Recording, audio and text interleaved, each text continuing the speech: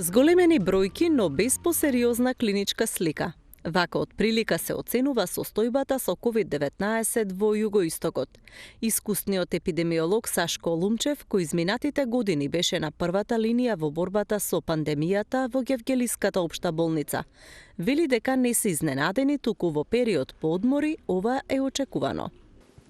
Бројките се растат постојано, како што ги гледаме секојдневните извештаи, имаме една нагорна линија, тренд на покачување на бројките.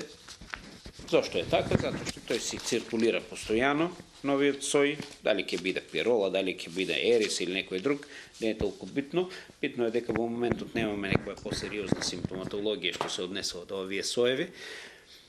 Имаме бројки затоа што почнаа да се тестираат пациентите, особено по враќањето од годишните одмори, така да очекуваме тој тренд да продолжи и понатаму, бидејќи сега ќе има се повеќе и повеќе тестирања поради појавата на почеста симптоматологија. За сега немаме некои посебни компликации што се однесува до тоа. За повозрасната популација, но и за оние со хронични болести можни се одредени компликации. Затоа се советува да се контролираат редовно, а особено ако почувствуваат поизразени симптоми.